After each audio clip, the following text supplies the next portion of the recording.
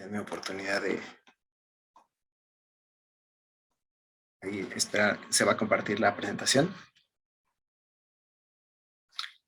Entre tanto que vemos ahí el primer slide de la presentación que preparamos en esta primera parte del estudio, quisiera que nos pusiéramos, nos acercáramos un poco a qué era lo que acontecía en la iglesia de Tesalónica en el tiempo en que Pablo dirigió esta carta hacia los hermanos. Y quiero empezar buscando tener ese ánimo y ese sentir, o recordarlo, porque estoy seguro que varios de nosotros lo tenemos día a día. Voy a leer Hechos, el libro de Hechos, capítulo 1, los versículos 10 y 11, diciendo, aquí es el punto en el que relata cómo nuestro Señor Jesucristo, después de haber resucitado, regresó al Padre, ¿no? Dice, y estando ellos con los ojos puestos en el cielo, entre tanto que él se iba, he aquí se pusieron junto a ellos dos varones con vestiduras blancas, y los cuales también les dijeron, varones Galileos, ¿por qué estáis mirando al cielo? Este mismo Jesús, que ha sido tomado de vosotros al cielo, así vendrá como le habéis visto ir al cielo. Ahí estamos viendo ahí está, gracias Luis. ¿Qué?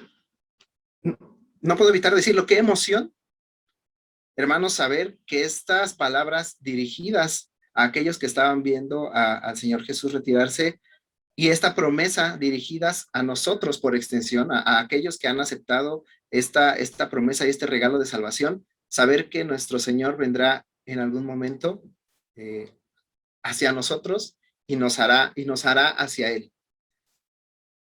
Qué hermoso pensar todo esto y qué hermoso saber que un grupo de personas en un lugar llamado Tesalónica habían recibido estas maravillosas noticias, ¿no? Esa primera región de Europa a la que Pablo pudo tener la oportunidad de llevar el evangelio, sembrar ahí la semilla del mismo y la primera de la iglesia en este lugar, y que la iglesia comenzara a enfrentar lo que hoy día a día podemos estar viviendo, ¿no? Principalmente alguna que otra separación, ¿no? Familiar, vecinal, con algunos de las personas con las que antes de conocer a Jesús o antes de conocer del Evangelio solíamos tener ciertas prácticas, y que de repente decidimos y definimos que nuestra vida cambiaría en cuanto a las prácticas y a las actitudes. Y eso provocara no solo la lejanía de los amigos, no lo sé, conocidos, vecinos, de las familias mismas,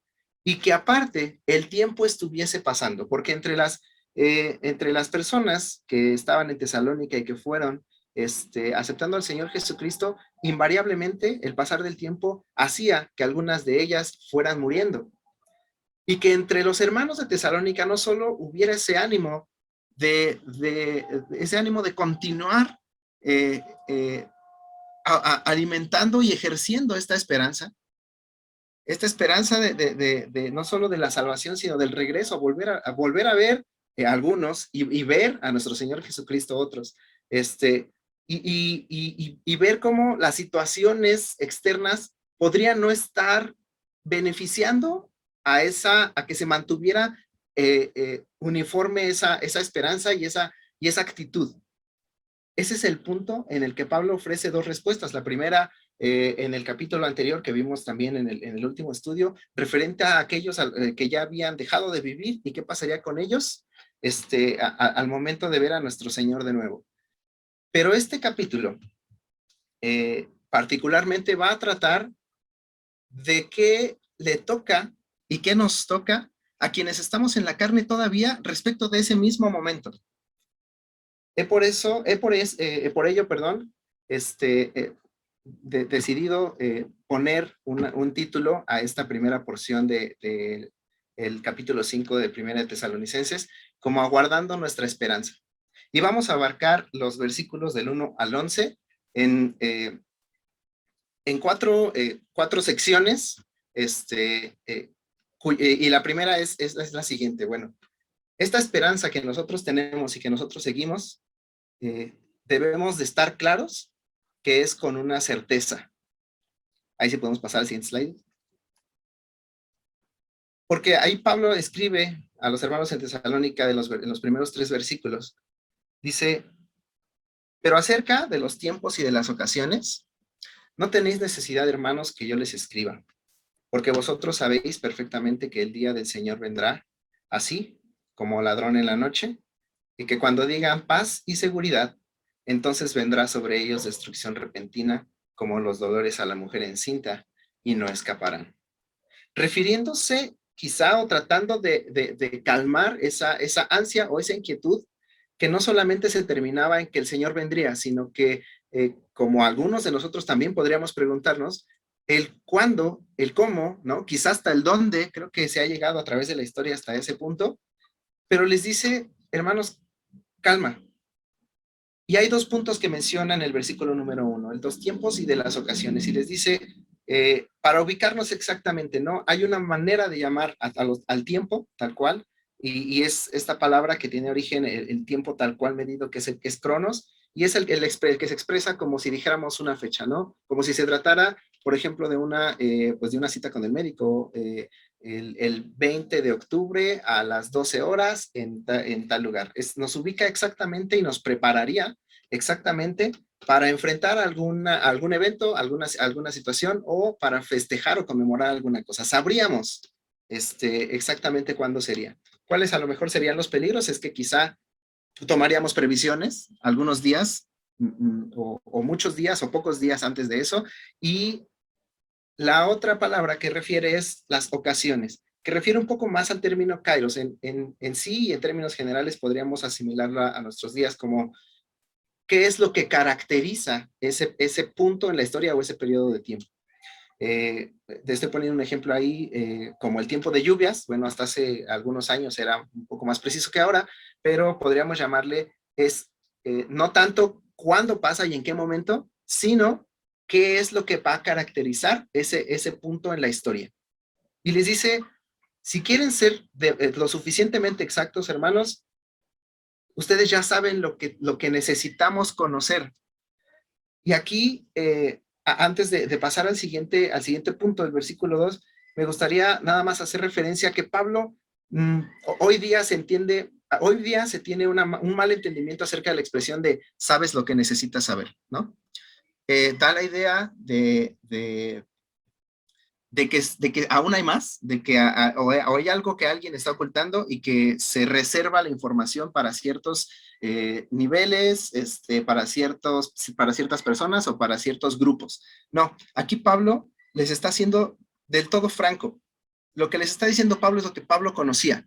No les está ocultando absolutamente nada más. E incluso hay una referencia a unas palabras directas del Señor Jesucristo un poquito antes de lo que leí al principio en Hechos 1:7, cuando sus propios discípulos le preguntan, el reino ha de ser restaurado en esta era, y el mismo Señor Jesucristo les dice, a ustedes no les es dado conocer los tiempos ni las ocasiones que el mismo Padre ha puesto en su sola potestad.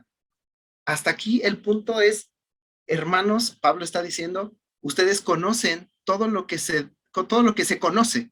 No les estoy ocultando nada, pero incluso la siguiente parte les dice, y incluso les aclara, perdón, les dice, no hay necesidad de que yo les escriba más. No hay necesidad de, de ahondar acerca de esto porque ustedes ya conocen el detalle de esto y les da en los siguientes 2 versículos 2 puntos adicionales que dice, vosotros sabéis perfectamente que el día del Señor vendrá así como ladrón en la noche. Ladrón en la noche, algo característico, inesperado, algo que no se planifica, que no te lo estás imaginando, súbito, de manera intempestiva. Y aquí había una pequeña definición que decía sin aviso previo, ¿no? E incluso sin ruido, ¿no? Con esa connotación de que quizá no un ladrón en nuestras casas pudiera no hacer ruido desde la puerta, porque entonces lo prevendríamos a punto de que hiciera alguna fechoría, pero dice, vendrá como ladrón en la noche, e incluso podemos agregar algo más, bajo esta figura, en realidad nadie desea ser asaltado, ¿no? No deseamos que esto suceda. Y entonces Pablo dice, será de esta manera. porque cuando digan paz y seguridad, entonces vendrá sobre ellos destrucción repentina, como los dolores a la mujer encinta y no escaparán. Aquí es algo muy característico y a este momento del texto de Pablo, del mensaje de Pablo, hay una nueva figura que no es tan explícita, pero se entiende desde un principio que dice que cuando digan, ya no está hablando Pablo de sí mismo y no está hablando Pablo de los hermanos en Tesalónica. Está hablando de una tercera figura o un tercer grupo de personas, de la cual a partir del versículo 4 Pablo va a ahondar poniendo en contraste a los hermanos en Tesalónica y a este grupo de personas. Esto es claramente aquellos que no están en el Señor. Dice aquí paz y seguridad. Bueno, hermanos, yo no soy, no soy tan joven, pero tampoco soy tan sabio, no soy tan grande.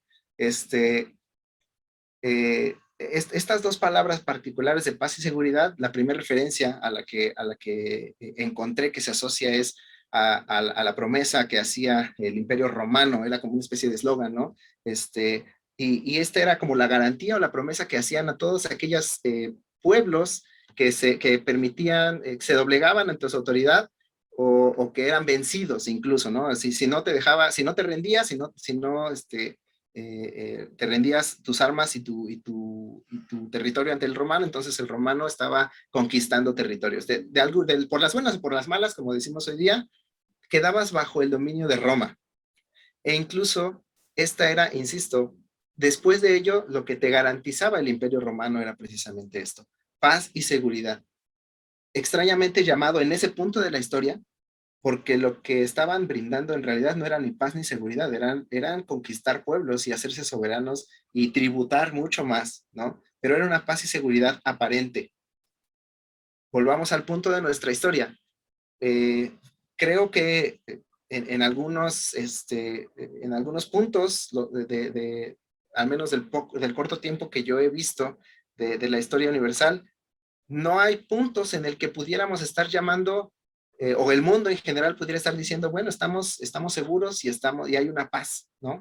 E incluso es lo contrario.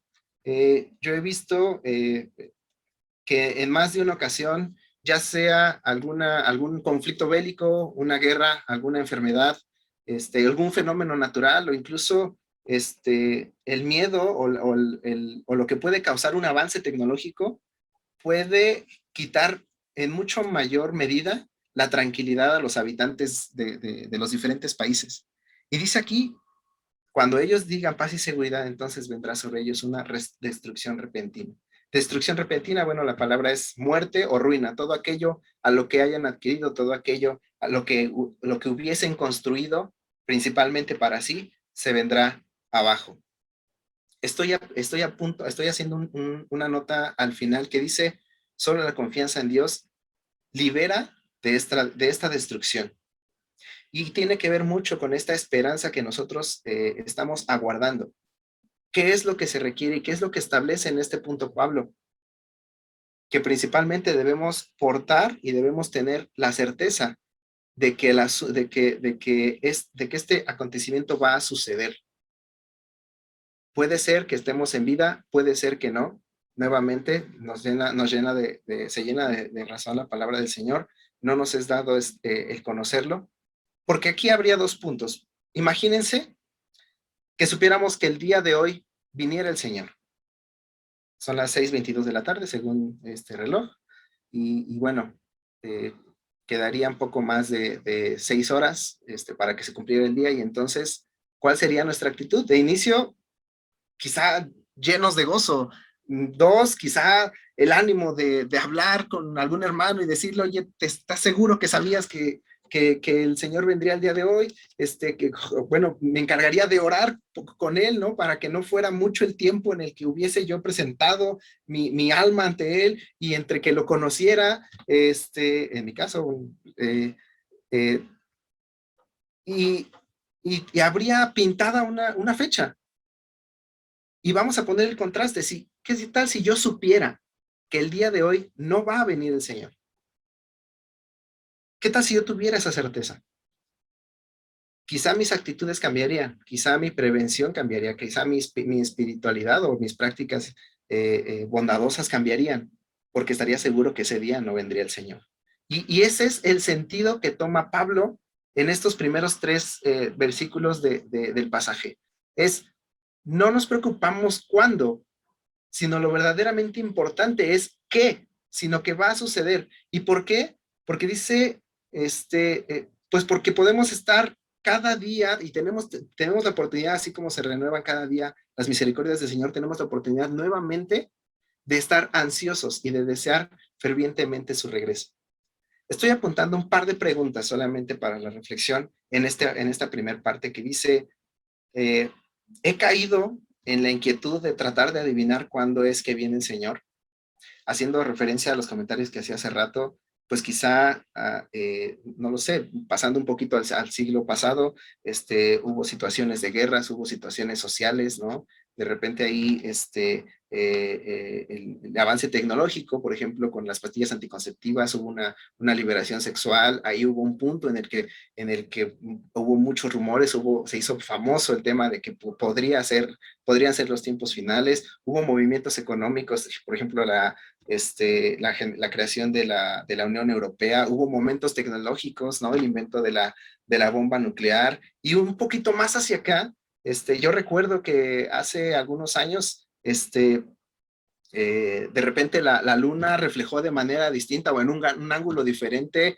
los rayos solares, ¿no? Y entonces nosotros los veíamos rojos, ¿no? Y entonces había otra vez ese rumor, ¿no? Y la pregunta es esa, he caído en esa inquietud de decir, el Señor está cerca, perdón, y tener esa certeza, porque aquí nos está diciendo Pablo que seamos cuidadosos en eso, que no caigamos en esa inquietud. Y yo he de ser muy honesto, yo sustituí esa palabra inquietud porque habría puesto yo tentación, ¿no? De tratar de adivinar cuándo es la venida del Señor. Y si no lo he hecho yo por iniciativa propia, ¿he seguido alguna teoría sobre este acontecimiento? Bueno, estamos viendo claramente que no está establecido, para nosotros al menos, conocer el punto exacto de la historia en el que habrá de ocurrir. Pero ¿qué entonces con nuestra esperanza, esa esperanza de la que hablamos al principio? ¿Tenemos esa certeza? No tenemos el tiempo exacto, pero la certeza está. Debemos de estar seguros de que va a suceder y con ese ánimo continuar y vivir nuestras vidas. Voy a avanzar hacia la segunda parte, porque a partir de este versículo, que es del versículo 4 y de ahí hasta el 8, Pablo cambia un poco el tono. Aquí comienza a hacer, no comparaciones, sino comienza a presentar diferencias trascendentales entre aquellos que dicen que los encontrará sin prevención, como ladrón en la noche, sí, como dolor de parto a la mujer encinta, y aquellos que están esperando que suceda ese día. Voy a leer los primeros tres versículos que son del 4 al 6. Dice, mas vosotros, hermanos, no estáis en tinieblas. Primer punto, dice, para que aquel día no os sorprenda como un ladrón. Porque todos vosotros sois hijos de luz e hijos del día.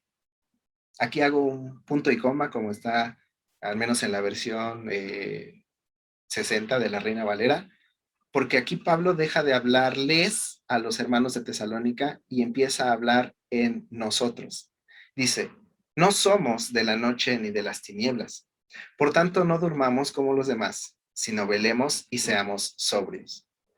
Aquí Pablo está cambiando un poco la tonalidad y dice, por lo que ha de venir, no se preocupen, bastará saber con qué va a ocurrir y tener esa convicción y esa certeza. Pero bueno, están a los que les va a encontrar para destrucción y estamos nosotros. ¿Qué hay con nosotros? Aquí tengo un comentario a lo que hice una analogía. Eh, bueno, al menos las leyes mexicanas a partir de los 18 años, eh, pues dejas de ser un infante, dejas de ser una persona sin responsabilidades. O al menos jurídicamente, a partir de esa edad, cualquier acción que se realice, si esta es en agravio de otra persona, pues se tratará conforme a las leyes lo implican, ¿no? Y no como un menor, vaya. Eh, yo me acuerdo que en alguna ocasión, en mi juventud, se me aclaró ese tema, ¿no? De, ya eres una persona mayor de edad, este, asume este hecho, ¿no? Con tus comportamientos, con tus actitudes, con las responsabilidades a las que eres acreedor. Bien. Y en ese tono Pablo empieza a hablar a los hermanos y dice, ustedes no van a ser objeto de esa sorpresa ni de esa destrucción, pero observemos algo. Primero, aclara que somos hijos de la luz. Les dice a los hermanos de Tesalónica y por extensión a nosotros lo que menciona la primera epístola de Pedro. Dice, sois linaje escogido, real sacerdocio, nación santa, pueblo adquirido por Dios para que anunciéis las virtudes de aquel que los llamó de las tinieblas a su luz admirable. Qué hermoso que Pablo empieza con esta declaración, porque dice, seamos entonces cuidados. O sea, si somos algo, comportémonos como tales. Y es aquí donde implica la responsabilidad, porque no es opcional, es imperativo, es una orden. Dice, no durmamos como los demás, sino velemos y seamos sobrios principalmente. Y quisiera ahondar un poco en estos tres términos. La primera es dormir. ¿Qué caracteriza el tema de dormir? Aparte de que conocemos que físicamente es un tiempo en el que nuestro cuerpo se restaura y nuestra mente se libera un poco, hace la mecánica de liberar de los pensamientos del día, pero físicamente nuestro cuerpo es un estado de inactividad. Para algunos, el término es aquí en México sueño pesado, para algunos incluso de insensibilidad, ¿no? Entonces es un punto en el que Pablo dice, no solamente, ya no deberían de estar ni inmóviles ni insensibles, deberían de estar reaccionando de alguna manera respecto de lo que les rodea como hijos de Dios, como hijos de la luz. No están llamados a ser hijos de la luz para estar inmóviles ni insensibles. Y dice aquí, bueno, complemento el tema de dormir, regresando un poco, a lo mucho lo que ocurre es el sueño, ¿no? Que conocemos que los sueños son algunas recreaciones que principalmente no son reales, ¿no? Que crean, y que nosotros debemos ser totalmente lo contrario a aquellos que duermen. E incluso dice velar. El término es bastante directo, no hay mucha etimología por descifrar, es mantenerse despierto cuando los demás o la mayoría no lo hace. Aquí me faltó un no, perdónenme. ¿Y saben qué? Esto de hacer las cosas cuando la mayoría dice, ay, ¿para qué lo haces? O de hacer las cosas o de mantenerse despierto, cuando los demás mejor optan por no hacerlo, es uno de los principales retos que hoy día creo e identifico que podemos enfrentar como cristianos. A Timoteo se lo dice Pablo también y se lo recalca muchísimo. Dice que prediques la palabra en 2 Timoteo 4:2, que prediques la palabra, que instes a tiempo y fuera de tiempo, redarguye, reprende, exhorta con toda paciencia y doctrina, a tiempo y fuera de tiempo. Aunque no sea ahora, dice ahí, o aunque no sea, ahí Pablo es incisivo, ¿no? También dice, aunque no sea quizá la ocasión, aunque digas, bueno, está bien, quizá espero el siguiente día, el siguiente encuentro para manifestarlo. No, aquí es una exhortación que dice, cuando los demás duerman, pues, su obligación, no es una invitación, la obligación de un cristiano es velar. Y la más profunda que encuentro en este punto es acerca de ser sobrios. Aquí la definición corta es tener dominio propio. Una definición un poquito más específica se describe como el don o el talento de expresarse con agudeza, con objetividad, ser oportuno en mis comentarios y ser muy sensato para manifestar mis comportamientos y mis palabras. Y hermanos, qué difícil es hacer eso en un mundo que cada vez nos incita más a expresar lo primero que se nos venga a la mente, lo primero que se nos venga a la cabeza, porque lo primero que viene a la cabeza es de cualquier estímulo externo, lo primero que nos viene a la cabeza es nuestro propio proceso, nuestra experiencia propia. ¿Qué pienso de cierta situación? ¿Qué pienso de un asalto aquí a la vuelta? ¿Qué pienso de que mis vecinos están viviendo juntos sin casarse? ¿Qué pienso? Y lo primero que nos viene a la cabeza, sin haberlo siquiera, no solo sazonado con sal, como también recomienda la palabra, sino también habiéndolo confrontado con qué piensa el Señor de eso mismo, es no tener esa sobriedad, ese temple. Recordemos entonces, ser sobrios, cuidar no solo las formas, sino los momentos oportunos de mis acciones y de mis palabras. Y aquí la pregunta que dejo al final es, ya que no es opcional, insisto, no es como un si lo cumplo o no lo cumplo, no, es en qué medida lo estoy cumpliendo con mi comportamiento lo que exige mi condición de hijo de Dios. Hasta este punto, y como varones, ahora, bueno, creo que en diferentes puntos de nuestras vidas el Señor permite que adquiramos diferentes roles en diferentes lugares, pero ante todo nos rodea la responsabilidad de ser ya hijos de luz y comportarnos como tales. Continúo con la segunda parte que tiene que ver con la responsabilidad. Ahí en el siguiente slide. Dice, pues los que duermen, en el versículo 7, pues los que duermen, de noche duermen, y los que se embriagan, de noche se embriagan. Ahí este texto es complementario a lo que yo señalaba en la parte de arriba. Quienes duermen, a quien se califica como quienes duermen, y quienes se embriagan, o sea que no son sobrios, y por extensión todo lo más allá que tiene que ver con la actitud, no solo el consumir licor, se caracterizan porque lo hacen de noche, porque se comportan, cuando todo el mundo dice, pues sí, está bien, pues de noche todo el mundo duerme, ¿no? ¿Por qué no dormimos? Y si todo el mundo se embriaga de noche, es un decir, si todo el mundo acostumbra, ¿por qué no lo haremos los demás? Entonces es un refuerzo acerca de la invitación de no comportarnos como ellos, y perdónenme, no es invitación, de la responsabilidad de no mezclar estos comportamientos como si se tratara de alguien que no conociera de la luz. Y continúa en el versículo 8 diciendo, nosotros que somos de día, seamos sobrios, habiéndonos vestido con la coraza de fe y de amor y con la esperanza de salvación como yelmo. Siendo un fuerte argumento y una fuerte recomendación por parte de Pablo hacia los oyentes.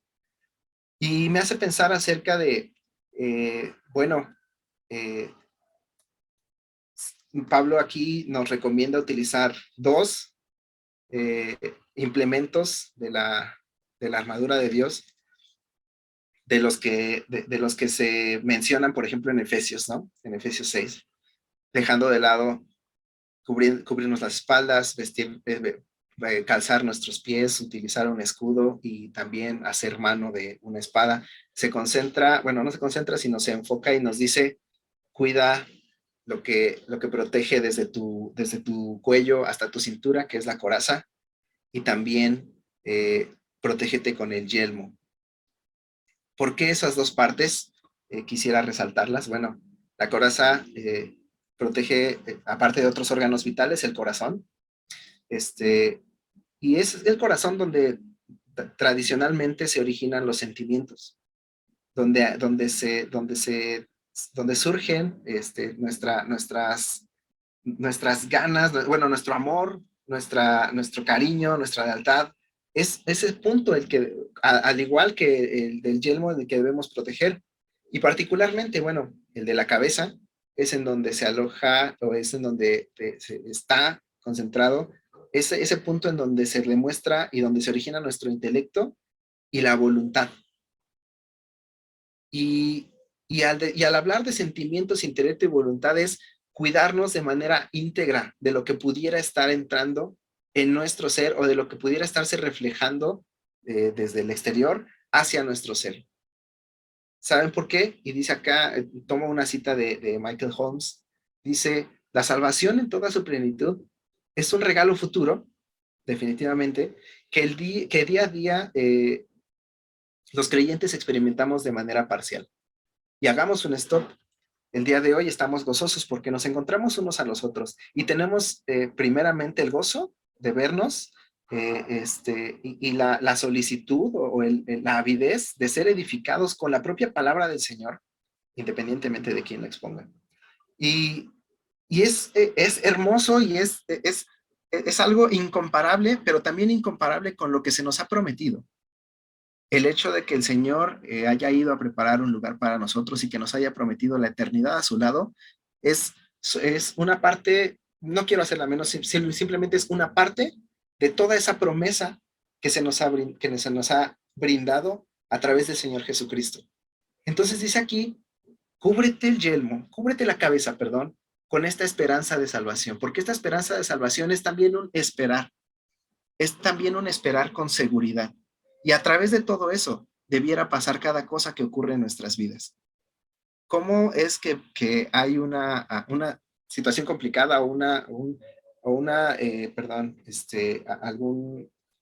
alguna situación que no beneficia en mi vida físicamente, humanamente, a través de los ojos o a través de esta esperanza de salvación que me brinda mi Señor? Y esta debería ser mi visión responsable de buscar, de ver con los ojos de mi Señor todo aquello que ocurre en nuestra vida. Y el proteger mi cabeza como mi corazón también es mi responsabilidad. Pero bueno, hemos estado revisando que esta esperanza la guardamos con certeza, también con responsabilidad. Y Pablo va un poco más después de hacer estos contrastes entre quienes son hijos de la luz y entre quienes no lo son, porque dice al final, versículos 9 y 10, dice, porque no nos ha puesto nuevamente, ya desde el versículo 5, Pablo hablando en un grupo, asumiéndose como parte del grupo, porque no nos ha puesto Dios para ira, sino para alcanzar salvación por medio de nuestro Señor Jesucristo, quien murió por nosotros para que sea que velemos o que durmamos. Esta parte de durmamos está haciendo referencia al capítulo anterior, cuando hablaba de los que dormían, los que morían, los que han muerto, perdón, esperando teniendo esa esperanza. Dice, ya sea que velemos o que durmamos, vivamos juntamente con Él.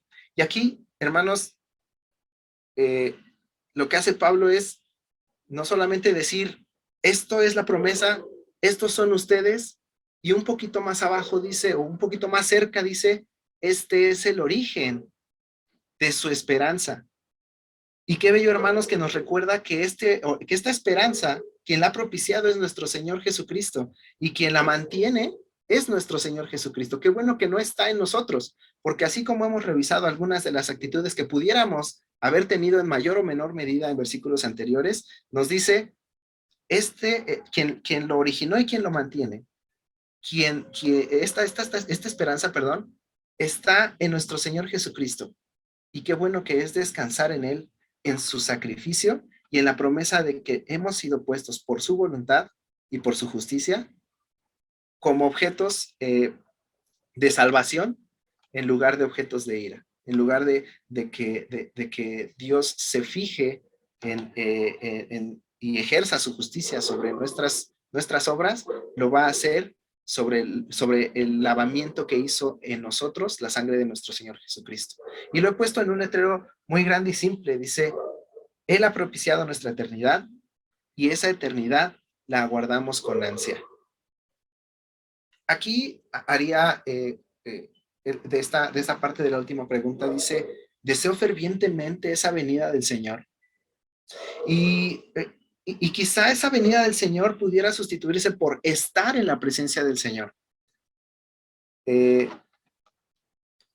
Me recuerda el texto de Filipenses 1:21 cuando Pablo también, animado y animando a los hermanos, dice, para mí el vivir es Cristo y el morir es ganancia. Pero el versículo siguiente dice, pero si para mí vivir resulta en beneficio de la obra, entonces no sé qué elegir. Quiero ver a mi Señor, es un hecho. Tengo la promesa de que lo veré algún día. Si muero el día de hoy, estoy seguro que lo veré. Pero si sirve de algo a la obra, si sirve de algo a todo esto que Pablo en ese momento estaba teniendo la oportunidad de hacer, entonces no sé qué decidir. Y se queda en ese punto Pablo. Entonces aquí, sabiendo quién es el origen de esta esperanza, deseo poner esta pregunta ante ustedes. ¿Qué tanto deseo estar en la presencia de mi Señor? Porque o lo vamos a ver cuando cumpla su promesa, o lo vamos a ver cuando muramos, o lo podemos ver diariamente acercándonos a Él y viviendo una vida que agrade hacia Él. Todo este grupo de versículos en sí y de forma explícita trae una aplicación al final en el versículo 11. Y Pablo lo escribe. Lo que he puesto yo como bueno, y todo esto de mi esperanza, ¿cuáles son las consecuencias prácticas que debería de existir en mi vida? Y Pablo lo dice, por lo cual, animaos unos a otros y edificaos unos a otros, así como lo hacéis. Eh, Resalto, bueno, al principio que Pablo dice, hoy día ustedes lo hacen, continúen haciéndolo, ¿no? Quizá de mejor manera, quizá no son perfectos. Pablo acababa de exhortar en el capítulo 4 a algunas conductas específicas y aún así les dice, anímense y edifíquense unos a otros así como lo vienen haciendo. Para ser muy específicos, el tema de animar después se puede desglosar en consolar, en estimular o en alentar a una persona. Y hermanos, bueno, a propósito de los eventos que podrían hacernos pensar en que el Señor está cerca, no mencioné lo que nos tiene encerrados en casa y a distancia, pero qué hermoso es saber que dentro de todo esto nuestro Señor también nos pone demasiadas oportunidades de consolar, de estimular y alentar a alguno de nuestros hermanos. Y si no lo vemos, este, y si no lo notamos y si no vemos que nuestra presencia o que nuestro abrazo o que las palabras del Señor en nuestra boca son útiles hacia otros, busquemos a otros. Quizá nosotros somos los que necesitan ese consuelo, ese estímulo, o ese aliento. Y el tema de edificar, cuyo origen es el oikodomeos, eh, hace referencia más bien a la responsabilidad que tiene cada uno de los miembros de la congregación o de cada congregación, y no particularmente los miembros que tienen alguna responsabilidad en cuanto a dirigir. Porque cada miembro de la iglesia es responsable de edificar o animar a otro.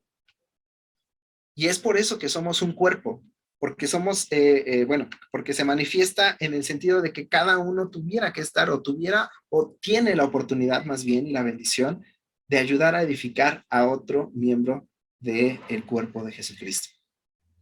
Hermanos, eh, habiendo leído esto, solamente tengo una observación en cuanto lo estábamos repasando, o en cuanto estaba repasándolo. Vean, observemos de qué manera trae Pablo a los tesalonicenses y a nosotros de una duda general. ¿Cuándo ha de ser ese evento? ¿Cuándo y en qué momento? Y los va jalando o los va guiando con amor hacia el objeto, hacia el origen de lo que debiera ser nuestra vida práctica cristiana.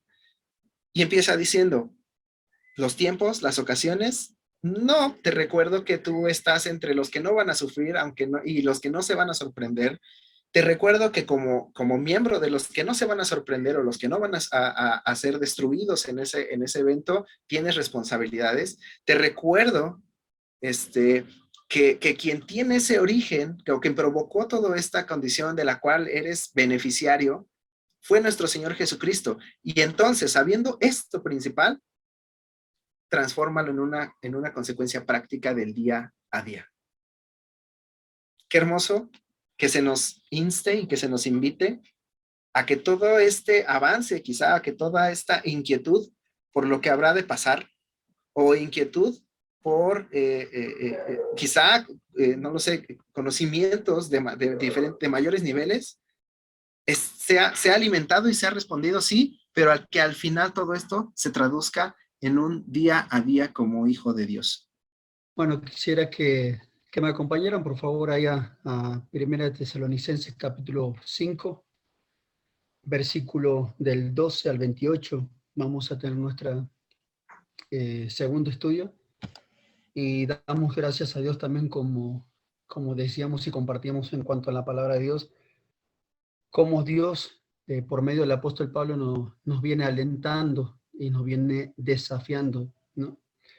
Entonces quisiéramos empezar a compartir este estudio con ustedes, este segundo estudio.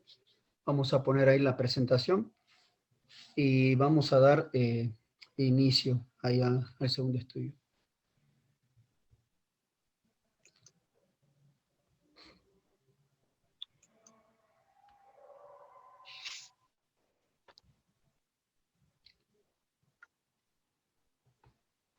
Si todos ya tienen ahí Primera Tesalonicenses capítulo 5, la segunda parte, el versículo 12 y 13, vamos a darle lectura. Vamos a pasar a la segunda. Dice, el apóstol Pablo dice que nos está dando exhortaciones a la iglesia de Tesalónica, ¿no? En primer lugar, nosotros vamos a ver el reconocimiento a los líderes en el versículo 2 y 13. En el segundo lugar, vamos a ver la exhortación a tener cuidado de los hermanos, versículos 14 y 15. En tercer lugar, vamos a ver exhortaciones personales de mi comunión con Dios, versículos 16 al 18. En cuarto lugar, vamos a ver exhortaciones sobre mi vida diaria, del versículo 19 al 22. En quinto lugar, vamos a ver la santificación completa, del versículo 23 al 24. Y en sexto lugar, la salutación final del 25, versículos 25 al 28. Pero en primer lugar vamos a ver el reconocimiento a los líderes. Vayamos a la primera diapositiva. Vamos a leer el versículo 12 y versículo 13. Dice así: os rogamos, hermanos, que reconozcáis a los que trabajan entre vosotros y os presiden en el Señor y os amonestan, y que los tengáis en mucha estima y amor por causa de su obra. Tened paz entre vosotros. Y nos llama la atención porque el apóstol Pablo nos exhorta a que nosotros reconozcamos a aquellos que están enfrente de nosotros y que ellos están día a día animándonos y trabajándonos a favor nuestro, ¿no? Muchas de las veces nosotros no reconocemos a aquellas personas que han dedicado todo el tiempo para poder volcarse a la grey de Dios, a la iglesia, al estar animando a cada uno de los hermanos que se encuentran en diferentes situaciones. Pero quisiera describir cómo el apóstol Pablo ve aquellos ancianos y líderes que se describen de la siguiente manera: los que trabajan entre nosotros, los que os presiden el Señor y que os amonestan. Nosotros entendemos que la constitución griega aquí denota tres participios unidos por bajo de un artículo, ¿no? Pero lo que indica que no son tres grupos distintos, sino una misma persona que cumple una triple función. El apóstol Pablo nos anima a que nuestros ancianos y líderes debemos tenerlo en alta estima. Entonces, muchas de las veces nosotros menospreciamos el trabajo que ellos hacen y no reconocemos el esfuerzo que ellos hacen. Entonces, quisiera que me acompañes, por favor, a primera de Timoteo capítulo 5, versículo 17, por favor. Primera de Timoteo capítulo 5, versículo 17. Y es un versículo que nosotros reconocemos y lo hemos estudiado, pero dice así: los ancianos que gobiernan bien sean tenidos por dignos de doble honor, mayormente los que trabajan en predicar y enseñar. Sabes, muchas de las veces nosotros no le damos ese honor que ellos se merecen, ¿no? Entonces el apóstol Pablo nos exhorta a reconocer a los líderes y a los ancianos que nosotros tenemos.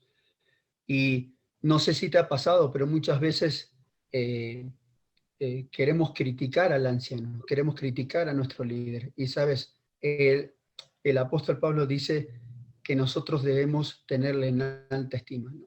Pero eso es en primer lugar. En segundo lugar, vemos a la segunda diapositiva, volvamos ahí a Primera Tesalonicenses capítulo 5, versículos 15 y 16. Pasamos a la siguiente diapositiva y dice, vamos a leer el versículo 14 y 15.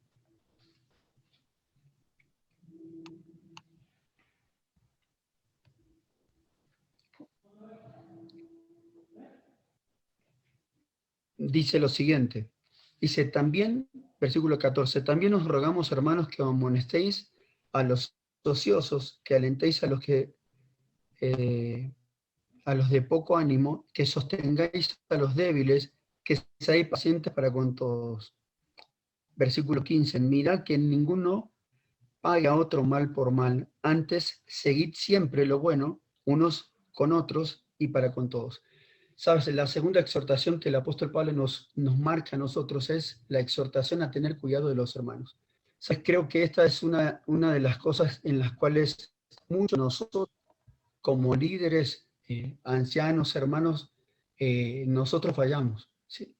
Dice que amonestéis a los ociosos, son aquellos que son indisciplinados, aquellos que son desordenados, que son difíciles de poder tratar, pero necesitamos animarles. Y sabes, aquel que está desordenado no ha tenido un rumbo, está fuera de su orden, no tiene una vida animada, está sin amor, pero sabes que nosotros cuestionamos su andar en vez de animarles. Y sabes que eso minimiza la vida de la persona que está en ese ánimo bajo, ¿no? O sea, porque dice que está ocioso, no quiere hacer nada. ¿Cuántas veces te has enfrentado hoy en día? Estamos en pandemia, ¿no? Muchas de las cosas pasan que la persona le mandas a hacer algo y ellos no quieren hacer nada porque se encuentran en qué, en que no pueden hacer nada porque no pueden salir a distintos lugares. Pero ¿sabes qué?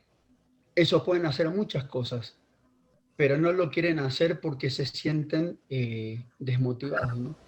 Yo quisiera que me acompañen, por favor, a Segunda de Tesalonicenses, por favor, ahí mismo, capítulo 3, versículos 6. Vamos a leer algunos versículos. Segunda de Tesalonicenses, capítulo 3, versículo 6, dice: pero os ordenamos, hermanos, en el nombre de nuestro Señor Jesucristo, que os apartéis de todo hermano que ande desordenadamente, y no según la enseñanza que recibiste vosotros. Dice, versículo 12, a los tales mandamos a exhortados, versículo 12, a los tales mandamos y exhortamos por nuestro Señor Jesucristo, que trabajando sosegadamente coman su propio pan. Versículo 14, si alguno no obedece a lo que decimos por medio de esta carta, señaladlo y no os juntéis con él para que se avergüence. Versículo 15, donde queremos enfatizar, mas no le tengáis por enemigo, sino molestarlo como hermano. ¿Sabes? Muchas veces a los ociosos necesitamos amonestarle como hermano, con cariño, con amor. Pero en segundo lugar, ahí volviendo a Primera de Tesalonicenses capítulo 5, versículo 14, dice que nosotros debemos exhortar y tener cuidado de los hermanos con aquellos que están desalentados, que tienen poco ánimo. Aquellos desalentados son los que están de carácter débil, que tienden a ser tímidos, cobardes, que le cuesta hacer ciertas cosas. Hoy en día nosotros nos encontramos en ciertas situaciones diferentes en las cuales la pandemia ha minimizado las cosas que podíamos hacer antes, pero ¿sabes qué? Nos dio muchas alternativas en las cuales nosotros podemos llegar. Pero muchas veces nosotros mismos, como hijos de Dios y como miembros de la iglesia, somos los que minimizamos el carácter de esas personas que están desalentadas y de poco ánimo. ¿Sabes? Hoy vemos muchas en nuestras iglesias hundidos en su propio desánimo. ¿Cómo? ¿De qué manera? Desanimados en la falta de aprecio hacia ellos, de conocer la situación en que ellos están viviendo, pero también es de una manera en la cual nosotros no podemos apoyarles y ayudarles a enfrentar ese desánimo, ¿sí? Yo quisiera que me acompañes, por favor, a Isaías capítulo 35, versículo 4. Isaías capítulo 35, versículo 4. Ahí el profeta nos está hablando de algo, mira. Dice lo siguiente. Isaías capítulo 35, versículo 4 dice: decid a los de corazón apocado, esforzaos, no temáis. He aquí que vuestro Dios viene con retribución, con pago, Dios mismo vendrá y os salvará. ¿Sabes? nosotros no debemos desanimar a las personas, sino debemos animar y tener cuidado de aquellos hermanos que están teniendo poco ánimo, que no necesitan tener esa situación. Pero, ¿sabes? Muchas de las veces nosotros creemos que estamos haciendo bien a aquellos que están desanimados. Pero, ¿sabes? También, Perdón, Cristian, algún hermano como está compartiendo una cuestión de su vacuna, si podrían dejar de compartirlo. Creo que fue un hermano que se llama Ángel.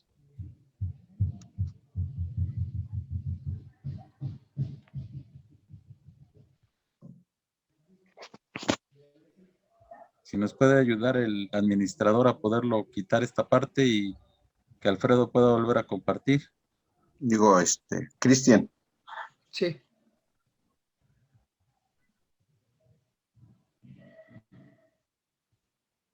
No sé, Iván, si nos pueden apoyar. Gracias. Alfredo, ¿puedes volver a compartir? No. La presentación, es la presentación. Alfredo le está compartiendo. Muchas gracias, hermanos. Seguimos. Decíamos que debemos alentar a aquellos hermanos que están teniendo poco ánimo, ¿no? Pero el apóstol Pablo también nos exhorta a que sostengamos a los débiles. Ahí en el versículo 14 dice que alentéis a los de poco ánimo, pero también que sostengáis a los débiles. Y sabes, la idea es de estar a su lado. Muchas de las veces nosotros hoy en día nos cuesta estar al lado de una persona. Nos cuesta animar, nos cuesta estar alentando. ¿Por qué? Porque nosotros también necesitamos ser alentados. Pero también en el estudio anterior que terminamos el versículo 11, decía que nos alentemos los unos a los otros, ¿sabes? Cuando tú alientas a otra persona, Dios te da la fortaleza para también animarte a ti mismo. Y muchas de las veces nos dice que debemos recibir y aceptar al débil. ¿Cuántas veces nosotros rechazamos al débil porque no sabe hacer las cosas? Pero sabes que esa persona necesita de nuestro apoyo, ¿no? Y quisiera que me acompañen, por favor, a Romanos capítulo 14, versículo 1. Ahí en Romanos capítulo 14, versículo 1, es un versículo que es muy conocido también para nosotros, pero nos dice lo siguiente, dice, recibid al débil en la fe, pero no para contender sobre sus opiniones. Lo leo de nuevo, dice así, recibid al débil en la fe, pero no para contender sobre sus opiniones. ¿Qué nos quiere decir el apóstol Pablo? Nosotros debemos recibir, pero no para cuestionarlo, no para decir, es que eres débil, no puedes hacer las cosas, no, sino para alentarlo y para que él pueda tomar decisiones. Hoy nos encontramos en esa situación, en que hay muchas personas que no quieren hacer nada y se encuentran en su debilidad. ¿Por qué? Porque están en su entorno. La pandemia nos hizo encajonarnos en nuestros miedos y en nuestras luchas, pero debemos hacerlos fuertes, no débiles. Y el apóstol Pablo nos habla de eso, que en la realidad que vivimos hoy en día, ¿de qué manera estoy sosteniendo a los débiles y cuál es mi meta? ¿Te has preguntado si la meta de hoy en día es esa? Pero también dice el apóstol Pablo, no solamente a los débiles, pero en el versículo 14 dice que seáis pacientes para con todos.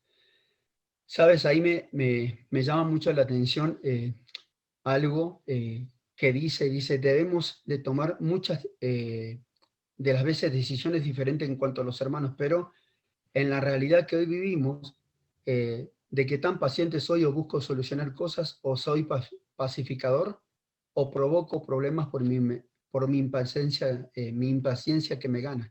Sabes, muchas veces la impaciencia nos sobrepasa y no somos pacientes, ¿no?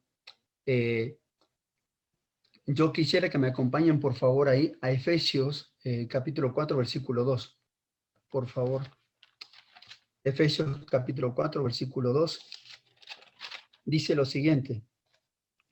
Dice, con toda humildad y mansedumbre, soportándoos con paciencia los unos a los otros en amor. El apóstol Pablo nos exhorta en primer lugar, a tener a los hermanos, a los líderes en alta estima, pero en segundo lugar, a tener cuidado de los hermanos. Pero pasamos a la siguiente diapositiva. En tercer lugar, el apóstol Pablo nos exhorta en el versículo del 16 al 18. Por favor, pasamos a la siguiente diapositiva. Dice, perdón, sí, versículo 15, perdón. Dice, mirad que ninguno pague a otro mal por mal, antes bien seguid siempre lo bueno, unos para con otros y para con todos. Sabes, muchas de las veces nosotros, cuando pasan ciertas circunstancias, nosotros queremos vengarnos, ¿no? Por las situaciones que pasan. Pero sabes que el Hijo de Dios no debe buscar su propia venganza, sino dejarla la venganza en Dios. O sea, al que juzga justamente, ¿no? Porque dice, mía es la venganza y mía es la retribución. Nosotros no debemos tomar venganza por nosotros mismos, sino debemos dejar que Dios obre con justo juicio. Quisiera que me acompañen a un ejemplo, por favor, ahí de David y Saúl, a 1 de Samuel capítulo 24. 1 de Samuel capítulo 24, versículo 12. Y había un altercado entre David y Saúl, y David había huido, y David estaba en la cueva, y Saúl se mete, ¿no? Y pasa ciertas circunstancias, pero dice el versículo 12, juzgue Jehová entre tú y yo, y véngueme de ti Jehová, pero mi mano no sea contra ti. Cuando está diciendo que mi mano no sea contra ti, está diciendo que yo no tome venganza de las cosas, ¿no? O sea, el que tengo que dejar que juzgue la causa justamente es Dios. No tengo que tomar venganza, nadie pague a nadie mal por mal. O sea, David podía haberlo matado a Saúl, pero sabes que él dice que juzgue Dios mismo las cosas, ¿no? Pero pasemos a la siguiente diapositiva, por favor.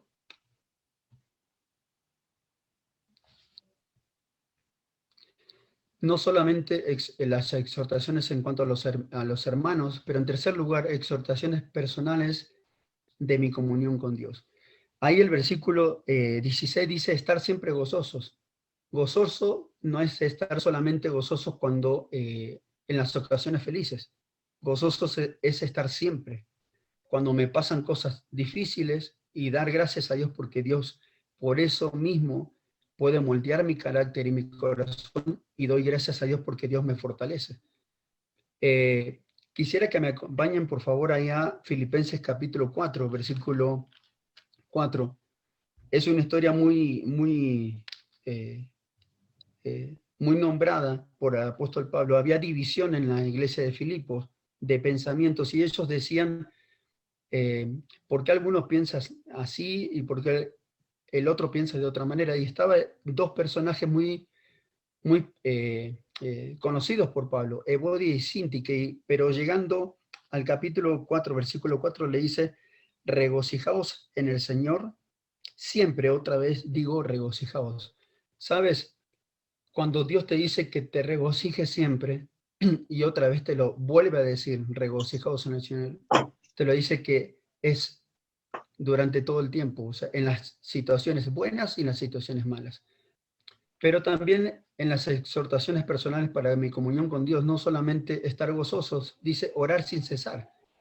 Sabes, como hijos de Dios debemos estar en una constante oración, y la pregunta es, ¿cómo está mi vida de oración? Sabes, el apóstol Pablo animaba a los tesalonicenses a que ellos no solamente estén gozosos, pero a que oren. Y su comunión con Dios era vital para estar con ellos, ¿sí? Quisieras, por favor, que me pudieras acompañar ahí a Efesios capítulo 6, versículo 18, por favor. Efesios capítulo 6, versículo 18, y dice lo siguiente: orando en todo tiempo, con toda oración y súplica en el Espíritu, y velando en ello con toda perseverancia y súplica para con todos los santos. El apóstol Pablo animaba a cada uno de los tesalonicenses que aún en la situación que se encontraban ellos pudieran dar gracias a Dios mediante la oración. Pero en tercer lugar dice, dad gracias a Dios en todo, el versículo 18. Dice, dad gracias a Dios en todo, porque esta es la voluntad de Dios para con vosotros en Cristo Jesús. ¿Sabes? No damos gracias a Dios si no reconocemos la soberanía de Dios, que está en control de todo. Dar gracias a Dios en todo es el reto de cada hijo de Dios. O sea, pero cuando somos bendecidos por Dios y las cosas que Él ha provisto, somos agradecidos con alegría. Y esto no es tan fácil, ¿no? Sabes que cada día agradecerle a Dios por todo lo que nos da. Hay veces nos olvidamos de darle gracias a Dios. Quisiera, por favor, que me acompañen ahí a Primera de Tesalonicenses, capítulo 5, versículo 18. Es el mismo, bueno, perdón, que hace referencia a lo mismo, ¿no? A que demos gracias a Dios en todo. Pero también hay otro versículo, por favor, que me acompañen, por favor, a Efesios 5:20, por favor. Efesios capítulo 5, versículo 20.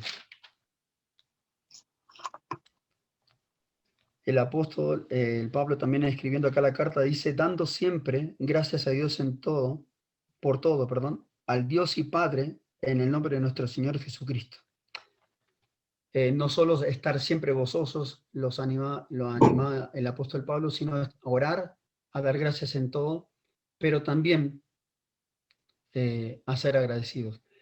¿Sabes? El apóstol Pablo buscaba en nosotros crear conciencia a no descuidar nuestra comunión con Dios, así como lo hacía con los tesalonicenses.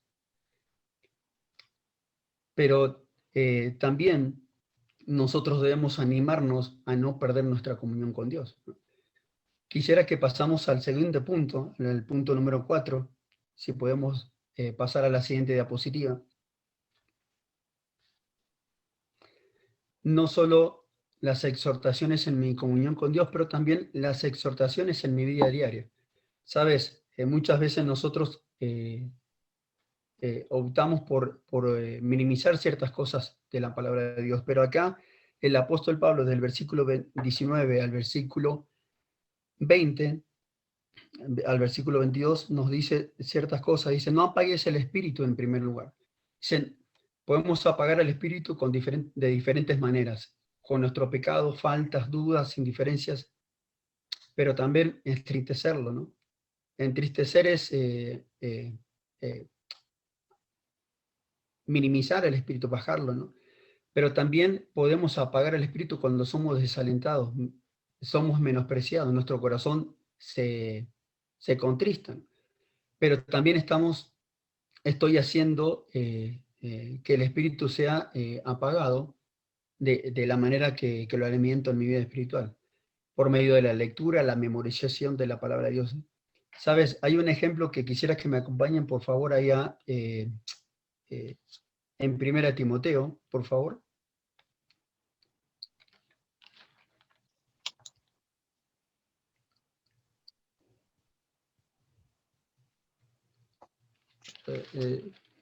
No me acuerdo el versículo primero de Timoteo 1. 1 Timoteo 1. Sí. Perdón, se me perdió.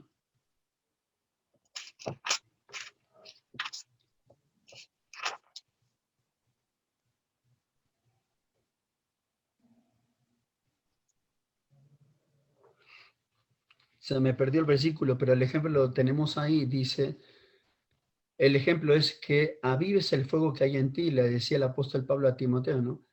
Que no apague el fuego del Espíritu, que pueda avivarlo día a día, que pueda alimentarlo. Y también el ejemplo es cuando el profeta Jeremías hablaba y decía, tengo un fuego dentro de mi corazón, tengo un fuego en el cual no puedo dejar de predicar, no puedo dejar de hacer las cosas que Él me pide, ¿no? Entonces, muchas veces nosotros no debemos dejar de apagar el espíritu. Pero en segundo lugar dice, no menosprecéis la profecía.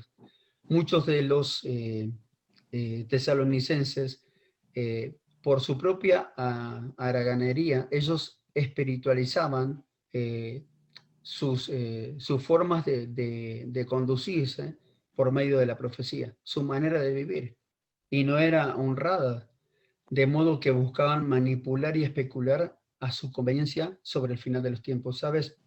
Quisiera que me acompañes allá a segunda de Tesalonicenses capítulo 2, versículo 1 al 5. Dice, vamos a leer el versículo 2 y versículo 5. Que no os dejéis de mover fácilmente de vuestro modo de pensar, ni os conturbéis ni por el espíritu, ni por palabra, ni por carta como si fuera nuestra, en el sentido de que el día del Señor está cerca. Versículo 5 del capítulo 2 de segunda Tesalonicense dice, ¿no os acordáis que cuando yo estaba todavía con vosotros os decía esto? Y el apóstol Pablo enfatiza que ellos menospreciaban la palabra de Dios de manera que buscaban su propio beneficio, ¿no? Queda claro que muchas de las veces nosotros somos iguales en nuestras acciones, no somos diferentes a los tesalonicenses. Muchas veces nos comportamos de esa manera. Quisiera que pasamos a la siguiente diapositiva, por favor. Versículo 21 y 22. Dice lo siguiente, examinarlo todo y retener lo bueno. Versículo 21. La maldad y el engaño se ven impregnados hoy en día en las iglesias por la falta de discernimiento que nos lleva muchas veces a tomar decisiones a la ligera. ¿Sabes cuántas veces muchos de los hermanos en la iglesia, en cuanto también a los tesalonicenses, ellos tomaban decisiones a la ligera? Pero debemos detenernos a examinar atentamente las cosas. Quisiera que me acompañen, por favor, a Santiago, al libro de Santiago, capítulo 1, versículo 25. Santiago, capítulo 1, versículo 25, dice lo siguiente, mas el que mira atentamente la perfecta ley, la de la libertad, y persevera en ella, no siendo oidor olvidadizo, sino hacedor de la obra, este será bienaventurado en todo lo que hace. Nos vamos a detener en la primera parte, dice, mas el que mira atentamente en la perfecta ley. ¿Sabes? Santiago nos abre más el panorama que cuando nosotros debemos examinar todo y retener lo bueno, es detenernos, examinar, poder ver las cosas que estamos escuchando. O sea, en mi vida diaria debo de escudriñar atentamente las cosas. Hoy en día debemos tener cuidado, pues todo está a un clic. O sea, no necesitas como antes buscar algo en un libro. No, hoy está a un clic. Pero sabes, solo buscamos en línea las cosas que nos queremos tener nosotros y podemos tener una predicación excelente. Pero debemos ser cuidadosos y examinar como el apóstol Pablo nos exhorta aquí, a ser cuidadosos, examinar todo lo que vemos, todo lo que tenemos, ¿no? Pero en segundo lugar, en el versículo 22 dice, absteneos de toda especie de mal. Y sabes que el apóstol del Pablo los exhortaba a los tesalonicenses de la manera, dice que se abstengan de toda especie de mal. Y no era, si eran pecados sexuales o pecados deliberados, pero sabes que él estaba diciendo de toda forma, de todo aquello que pudiera ir en contra de Dios. Y ellos tenían que evitarlos, dejarlas de hacerlo. Y dice, cuando nos examinamos a nosotros mismos de cualquier especie de maldad, nosotros debemos ser aquellos que desechemos por completo ese pecado. Y eso es lo que les animaba Pablo a los tesalonicenses, les animaba a que desechen todo. La pregunta es, yo mismo hoy en día estoy desechando toda clase de mal que va en contra de lo que es de Dios. Y quisiera, por favor, que me acompañen, por favor, ahí a Efesios capítulo 4, a Santiago, capítulo 1, versículo 21. Santiago, capítulo 1, versículo 21.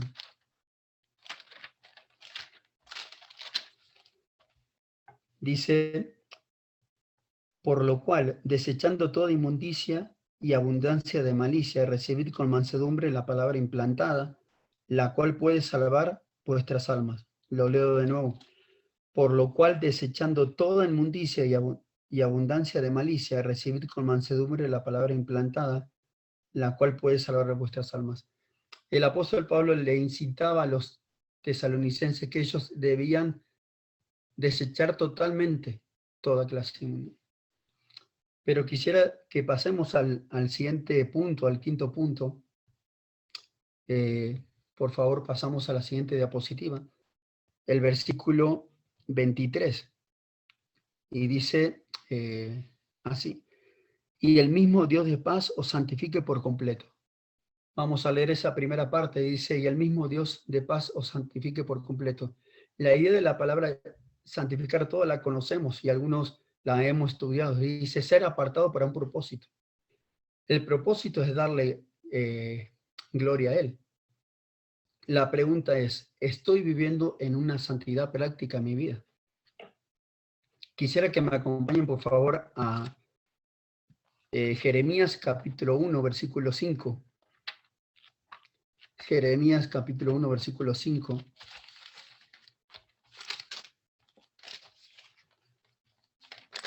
Dice lo siguiente. Antes que te formase en el vientre te conocí. Antes que nacieses te santifiqué y te di por profeta a las naciones.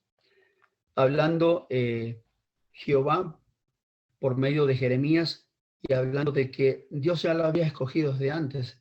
Había sido apartado para un propósito. Había sido apartado para darle gloria a Él. La santificación completa comienza cuando tengo un propósito en mi vida, ¿no? Pero lo estoy viviendo en una santidad práctica. Quisiera que pasamos a la siguiente diapositiva, por favor.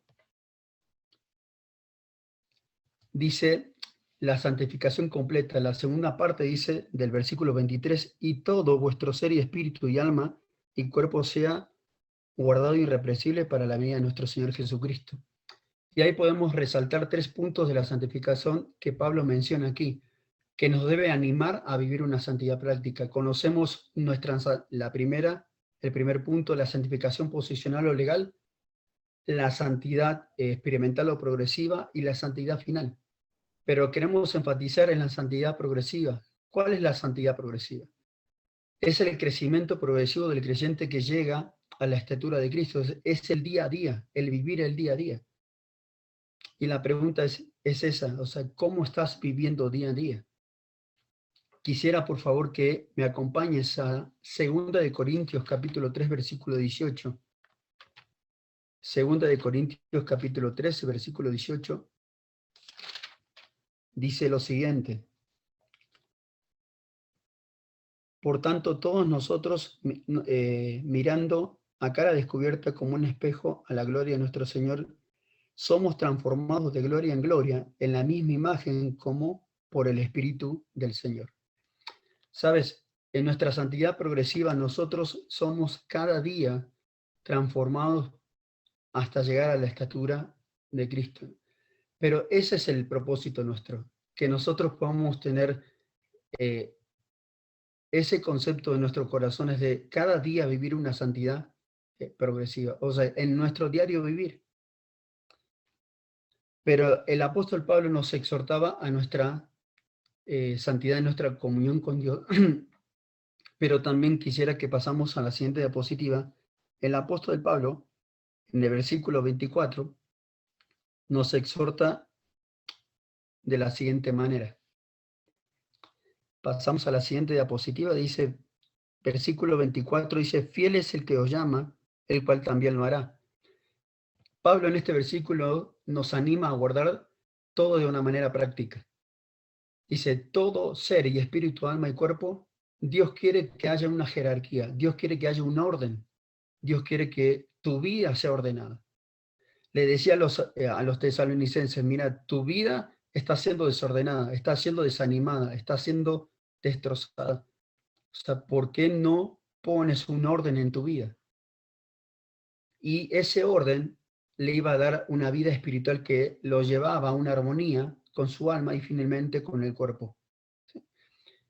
Pero también Pablo les animaba de esta manera a los tesalonicenses, que no descuidaran lo que eran en Cristo, su posición y lo que Dios había hecho por ellos. ¿Sabes? Muchas de las veces nosotros descuidamos lo que somos en Cristo y lo que Dios hizo por nosotros. ¿Sabes? Nunca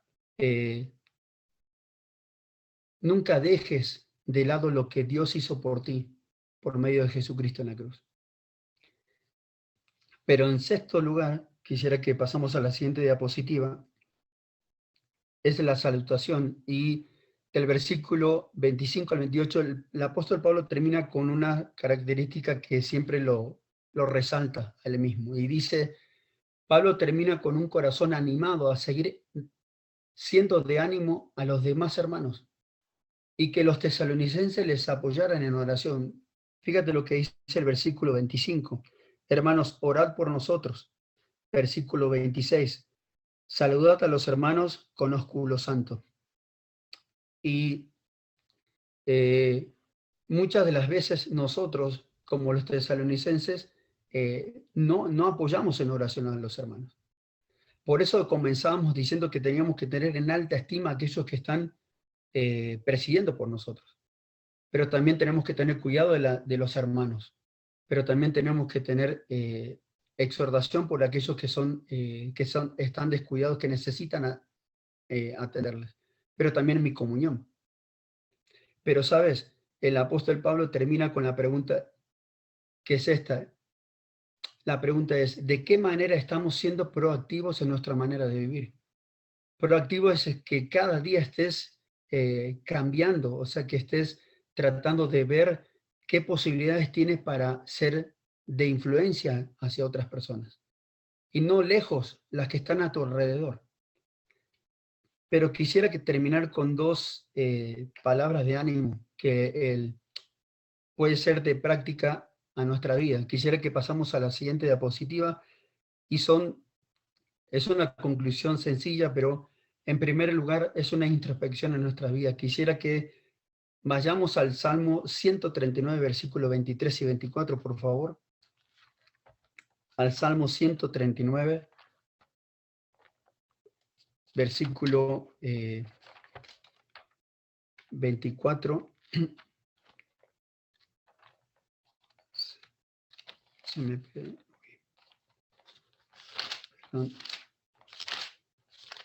Ahí está.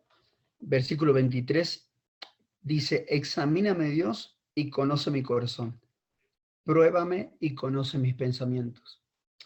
Versículo 24, y ve si hay en mí camino de perversidad y guíame en el camino eterno. Sabes, muchas veces el Dios mismo, por medio de su palabra, nos lleva a analizar nuestras vidas a profundidad y ver cómo estamos llevando una vida que refleje el carácter de Cristo en nosotros.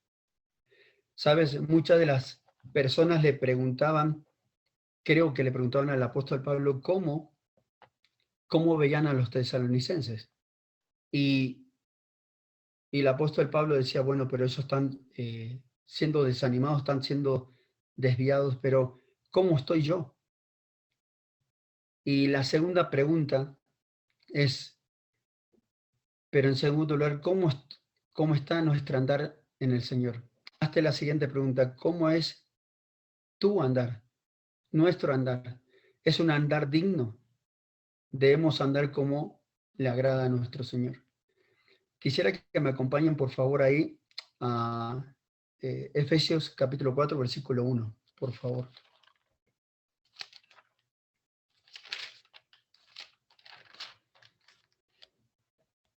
Dice así la palabra de Dios, dice, yo pues, preso en el Señor, os ruego que andéis como es digno de la vocación con que fuiste llamados. Y ese andar digno refleja lo que yo soy en el Señor. Entonces, uno de los desafíos que nos debemos llevar en esta tarde es poder ver cómo está mi vida, cómo está mi vida, debo analizarla. Estoy reflejando el carácter de Dios en mi vida, pero en segundo lugar, estoy andando como Dios quiere que andemos.